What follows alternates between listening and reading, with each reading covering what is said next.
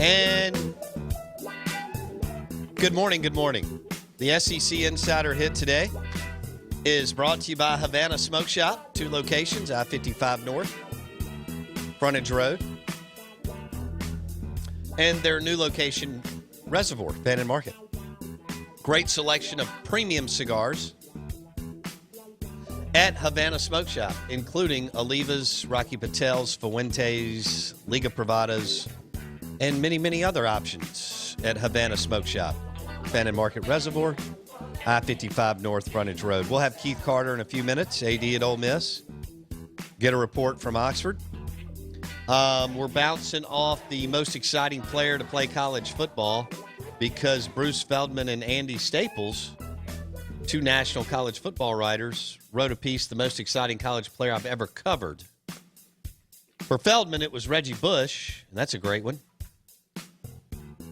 And for Andy Staples, it was Percy Harvin.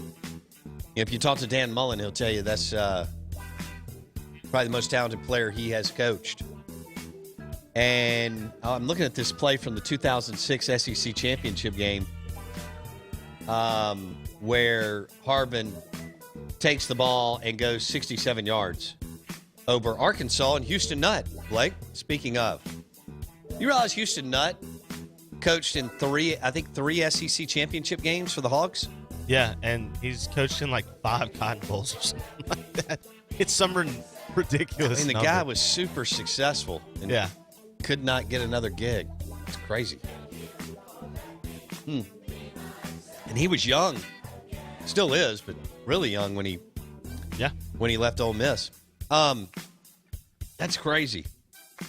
2000, Houston Nutt almost went 4 times. I guess maybe more. Remember 98? Oh, wow. When MSU won? That's right. I mean, MSU had I forget that he was there that far back. He owned Sherrill.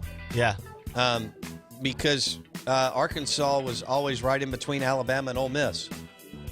And Sherrill was locked in on trying to beat his alma mater and try to win a rivalry game. And Nutt took advantage. But if Clint Sterner doesn't fumble the ball against Tennessee and nobody hit him, could be a different deal, dude. That'd be 4 trips. And I think Mississippi State had to convert like 2 4th downs in 98, which, that really wasn't who they were. One to Kelvin Love and maybe another one. Wayne Mackin had to just to beat Arkansas. And then Hazelwood booted like a big kick or something, a long field goal. All right, the Mississippi AgUp.com text line, 601-885-ESPN, 885-3776. That's where you can get your next John Deere lawnmower at any of the Mississippi Ag locations, including the one in Canton, the new one, I-55, west side of I-55 in Canton, Pearl, Yazoo City, McGee, Hattiesburg, among other locations. And, I'll talk about that maybe a little bit later after Keith's interview. I just thought of something else. I think my most exciting player, back into our topic today, is Johnny Manziel. Johnny Football. Is that, that's a good one, isn't it? Yeah. I think you can make the argument for Johnny. I like the Reggie Bush argument. Again, the talent levels aren't comparable. Johnny played against much better talent than Reggie did. Sure. But Reggie still did incredible things to watch. I like the Percy Harvin one, although it's so hard for a utility player, not even a running back, but like a receiver/returner. Right. But he was Dan incredible. and Urban did some cool things with him. Yeah, he was incredible. He did amazing things. Yeah. And he was my jet sweep guy. When he scored a touchdown rushing, receiving, and passing, I think every year that he was in college, which is kind of a remarkable stat. I have to go back and look at that. But Wow. they used him to throw the ball. They would do those little wide receiver sweeps and all that. Dan wasn't afraid to go a little wild at Florida because he had the talent to do so. If you screwed up, you could make up for it. Yeah, I guess so. So, they were usually playing downhill as opposed to when you're at Mississippi State, you're playing uphill. But yeah, that's a good point. I think Cam is the one people a lot of times struggle with because he was better than Johnny, but that doesn't necessarily make him more exciting. I mean, Cam was amazing. I just thought Manziel had this electric, feel to him, and he could sling it, man. I mean, he was super accurate, and then he could run around and do a bunch of crazy stuff, which was pretty amazing. SEC Insider Hit this morning is brought to you by Mississippi Ag, agup.com for your next John Deere lawnmower. At any of the Mississippi Ag locations, visit agup.com. We are live in the Bank Plus studio, and you're listening to the Out of Bounds show on ESPN 105.9 The Zone. Keith Carter, athletic director at Ole Miss, joins us on the Coors Light guest line. Keith, good morning. How are you? I'm good, Bo. How are you doing? Hey, man, I'm doing well. Thanks for taking some time today. I know this is unusual times. If you would kind of walk us through what the last week has been like for you dealing with student athletes and your coaches, Keith. Well, obviously it started. We were all in Nashville for the SEC basketball tournament, and we had regularly scheduled AD meetings there around that tournament. And on Wednesday, we kind of started those meetings, in a normal fashion, and we talked about the coronavirus, the first thing that morning around 9:30, and had a pretty good plan for the tournament and our home events. As when we got back to campus, we had a big weekend, obviously with LSU baseball, and everything was moving forward. And about 1:30 or 2, when the NCAA kind of made their decision that they were going to play the tournament without fans, we had to kind of jump back in there and pivot a little bit and make some new decisions. And really from that point on, it has just been a whirlwind. It's been evolving every hour. Just a lot of new information happening, a lot of meetings to plan different things. But as you mentioned, our first focus was our student athletes, and we wanted to make sure that we were taking care of them. And we spent really Thursday and Friday and Saturday trying to figure out the right protocol for them and making sure we were taking care of their needs and giving them the resources they needed. And then once we kind of figured that out, we moved to our staff and what our working model would look like. And to tell you the truth, we're still trying to figure that one out a little bit with virtual meetings and the way we're operating from home. So it's been interesting. It's been obviously an unprecedented situation. Really no manual for working this one out. But I feel like our staff and our team has done a really good job, and I think we're about to get to a place where we can function with some sense of normalcy, if you could say that. He is Keith Carter, athletic director at Ole Miss. He joins us on the Coors Light guest line. You're listening to ESPN 105.9 The Zone. I guess it was a lot of moving parts, Keith, because you have, student athletes from other countries, and then you had student athletes that were probably in the middle of rehabbing and things like that. So it wasn't just letting the healthy athletes go. There was several different things that you and your staff had to do.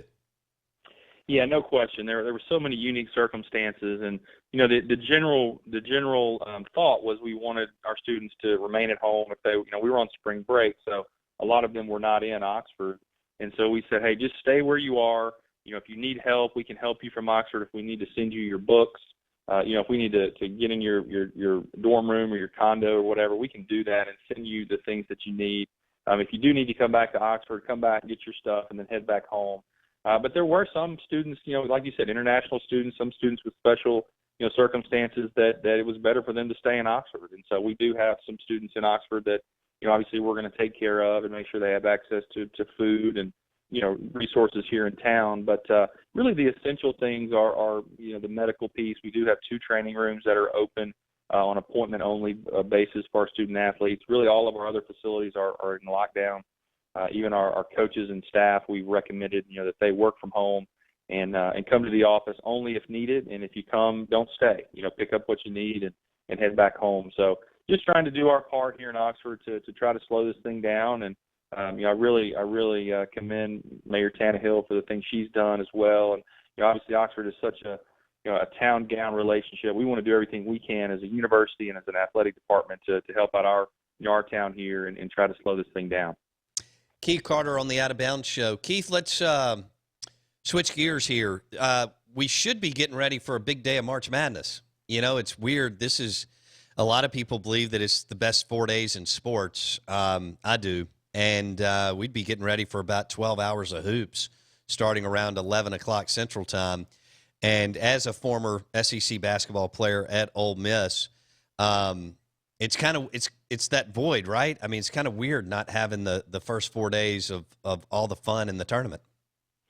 Yeah, no question. I think for us, like I said, we had the big baseball series with LSU, this past weekend, and then that was going to lead into, we were not going to be involved in it, but it was going to lead into Selection Sunday, and just as a huge week for college athletics. And I think everybody looks forward to that 11 o'clock hour on Thursday of the opening day of NCAA basketball. But we'll do other things, and obviously you have to adjust and make the right decisions. But certainly turning the TV on and just seeing old reruns of sports and those types of things has been different. It really does make you realize how much your life revolves around watching sports. Absolutely. And what a great thing that it is. And so I think in some ways it's a good thing to maybe take a step back and get a perspective on some other things that might be important. But certainly, sports and especially where we live here in Mississippi and in the South, it's so important. And we'll definitely miss this weekend and watching all those games. But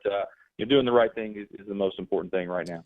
I know that the ADs and presidents will have many conference calls with Commissioner Sankey, and as this thing unfolds, find out more information, things will start to line up. But could you envision a July with football practices since,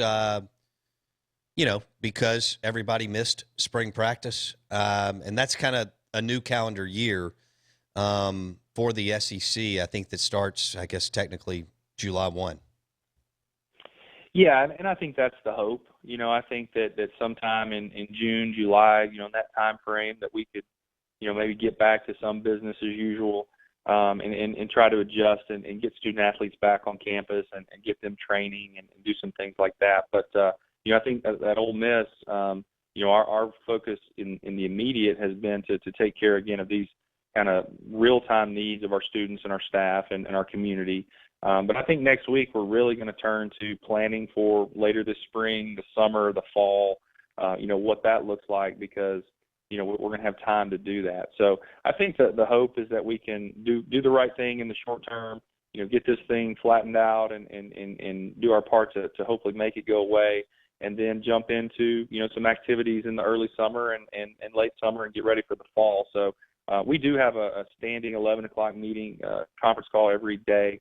The ADs with the SEC office. Okay. And a lot of good information that's coming out of that call every day, and I'm sure we'll continue that for the foreseeable future. But I do think the mindset has shifted, and while we're wanting to make sure that we maintain and take care of people and give them resources right now, the thought process is, hey, let's start thinking about early summer and fall already. Sure.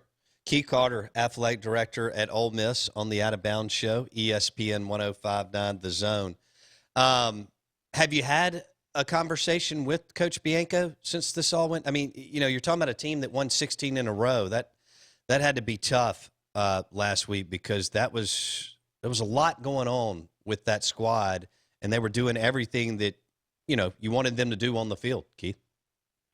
No question. What a fun team to watch, and I felt like Coach Bianco had done such a good job with the team. They had such a good makeup of young players and older players, and just a fun team to watch. And you hate it for them, you hate it for all of our spring sports, that won't get an opportunity to compete this year. And hopefully they'll be able to get that year of eligibility back, but it doesn't allow you to get that same team feel back, necessarily. And so it was fun to watch that group. And I have talked with Coach, and very disappointed, obviously. The team very disappointed. I know when they had their team meeting, it was very emotional, and that's certainly understandable. So we'll continue to communicate with our coaches and do everything we can. I know they're communicating with our student athletes daily, and just making sure that they have all the things that they need. But certainly, again, all of our spring sports, but that baseball team, man, they were doing some really special things, and it's just unfortunate that they couldn't finish it out. Well, Keith, I know we'll come out of this eventually. Y'all stay safe, and we'll stay up to date with you. We appreciate your time today. Thanks, Bo. Anytime. Thanks, Keith. Take care. Keith Carter, Bye-bye. athletic director at Ole Miss, on the Coors Light guest line and got to be a little eerie and weird to not have a lot on your plate. I mean, I know they got a lot on their plate, but for a lot of games to be going on, baseball, softball, tennis, and so on, as you're managing, $100+ million athletic department with I don't even know how many head coaches, but 16+, 17+ head coaches. And that's a little bit of the state of the state out of Oxford. And hopefully we will eventually find a way to move past this and then get, as Keith said, some normalcy back into our lives. You're listening Out of Bounds, ESPN 105.9 The Zone. The SEC Insider Hit this morning is brought to you by Havana Smoke Shop. 2 locations, Fannin Market Reservoir and I-55 North Frontage Road. Premium cigars. I think it'll be a good afternoon to sit on the back patio because you're not going to have many other options. It's a good day to sit at home. It's a good day to sit on the back patio or the back porch. I went out on a limb there, didn't I? Yeah, you really hot take. Wow. Rocky Patel Watch out. Cigars, Liga Privada, Leva from Havana Smoke Shop, I-55 North Frontage Road, and also Fannin Market Reservoir. We appreciate Keith Carter, Ole Miss AD, taking a little time, giving us an update. They're prepared. They're ready. And we've got good leadership in the state of Mississippi and good leadership in Birmingham in the Southeastern Conference. And then I think statewide and nationally, people are doing everything that they can for us to figure this thing out to whatever extent we can, week to week and month to month. And I think we're a pretty resilient group here in America. So we're gonna figure it out and get back moving and grooving and so on. But yeah, I went out on a limb there, Blake. I think you can sit on your back patio, your back porch, and light a Rocky Patel cigar from Havana Smoke Shop, listen to some music, or pull up a game that you enjoyed watching a year ago, 3 years ago, 5 years ago, and put something on the grill, maybe a big steak, or I don't know what you're cooking for me this weekend, but I can't wait to hear about it. Speaking of, we've got to go pick up the Gourmet Guru Grill. I think you've been avoiding me. That thing's going to turn from red to yellow real quick in these days. Well, that's the only problem. Right, here's your challenge. Oh, God. Okay? All right, I'm ready. Because you're an Eagle Scout, or so you claim. Now, I haven't seen much of that in this. I do have video in proof. what we do. Yeah. I've expected a little bit. Well, I will say this. You have climbed up in the attic several times. Multiple times. Okay, and kept water from raining down inside of our studio. That's true. We've got some for me, it's expensive stuff in here. It's expensive for anybody. Thank God it is insured through Farm Bureau Insurance, but shout out favorites. But it is. So I will give you credit. You have climbed up. In fact, one morning I walked in and this, I like to give you a hard time, but you were already you were drenched in sweat. Yeah, it was a long morning from going up in the attic and basically saving because we had a leak in the roof. Yes. See, what that tells you is that when gunfire is raining down, I'm running towards the violence, not away from it. Okay. All right. Got it. When you may feel like I take a few days off every now and then, but when it's third down and we got to sack Tom Brady's going to the turf, baby. That's all I'm saying. I feel good about that. There you go. But you have all right. So back to your Eagle Scout and this Gourmet Guru Grill. If we put one, I'd like to hear from our listeners.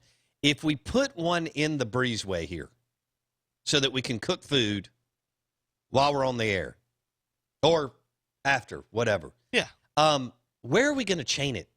Where are we going to lock it up to? Well, and the issue is once things get going again, that snow cone place starts opening up down there too. And then people get all the. Granted, it's heavy, but I'm just trying to think of what would you use to. I'd probably what I'd probably do is right there behind the awning where it goes into the pavement stops and it turns into grass or whatever, or it's really just dirt. I would maybe dig a little bit of a hole, put an iron rebar U down, so like a U-shaped iron rebar pipe, put it down, cement that down into the ground so that there's just a U there. And then you've created yourself like a bike lock, essentially. Yeah. And then you just chain your I like that. your grill to the bike lock. Okay. You just quickcrete it. So we have a plan. Yeah, I think so. Okay. Do you feel good about it? Yeah. What the other thing? Does your Gourmet Guru grill come with a cover? Yes. Okay, so that's good. That'll keep the grill itself. The cover will become disgustingly yellow, Yeah. but the grill itself. Well, will hopefully be the clean. rain knocks out a good bit of this stuff today. But yeah, I get what you're talking about, man. It's always this 6-week grind of I know. I know. rain, yellow, rain, yellow. I mean, we got the virus, and then we got sinuses with people, pollen. I get it. Yeah. I keep washing down my deck, and I walk back out 5 minutes later, And it's there. yes, Yeah, we did that last night. We or hosing down. last night my Yeah. girlfriend and I were playing cornhole in the backyard. Oh. We just set up a little Tito's cornhole sets from last year and tossed the bags in the backyard. And like you said, we washed off the table to set some just snacks and drinks down. Yeah. And by the time we were done, it was it was yellow again. It's what are you gonna do? Oh man. Nothing. Yeah. It's just the battle that we live in. It is. It is. Hey, did you know how yesterday was National Poultry Day? It was. And I had chicken spaghetti last night, which was phenomenal. Okay. Jealous of that. Actually. Yeah, it was great. Wendy did a super job. I did eat that pepper jelly last night though that we got from Terry at Bellhaven. Yeah. Yeah, it was so good. I've already I did that when we were at the beach, and it was really good. KFC fried chicken, KFC biscuits, and pepper jelly. Did you do that? Yeah. That actually sounds really good. It was incredible because we talked about chicken and waffles. We both did chicken. Oh my gosh. And then today is National Ravioli Day? That is. I love ravioli. I'm so sad that I can't go get big plates of ravioli today. I know. May have I'm not to good get some enough to from the make store. I can't make it myself. No, that's not my forte. No. Wendy could pull it off probably, but I'm Yeah. not. That's not my deal. I'm very simple stuff like grilling, Yeah. I would like to make my own noodles at one point, learn how to, but I've just never gotten to that. That sounds really ambitious. Well, I think it'd be a fun thing to do every now and then, just to kind of, I don't know, I like creating stuff like that. That's not an everyday thing. Well, you're going to have some time, bud. Yeah. So if you're ever going to do it, this would be I know, the time. I'm teaching myself harmonica. I'm hoping that it's going to go well. Right now, it's slow. Okay. That sounds even more ambitious. But how about this is what I'm going to do? I'm going to smoke a cigar and have a beverage today and probably watch the rain. So that's not quite as ambitious as you are. Well, I can tell you one thing. The Four Roses was gone a long time ago. That's not one of the sound bites. No, it's not. But that's a good one. It is a good one. That's Dave Bartu. Speaking of sound bites, we have our sound bite bracket challenge on bowbounds.com. And what we did is we grabbed several clips from Dave Bartu, Mike Detillier, Fred Smoot, and we seeded them, and they're going against each other. 16 of them, seeded 1 through 16. And we need you to go vote on bowbounds.com. And then, obviously, the sound bites that get the most votes advance to our Elite 8 of the Soundbite Bracket Challenge. So go to bowbounds.com and vote on our Soundbite Bracket Challenge presented by Four Roses Small Batch Bourbon. We're live in the Bank Plus studio, and the show is brought to you by the Spray-In Bedliners and Lift Kits at RPT and Rick's Pro Truck.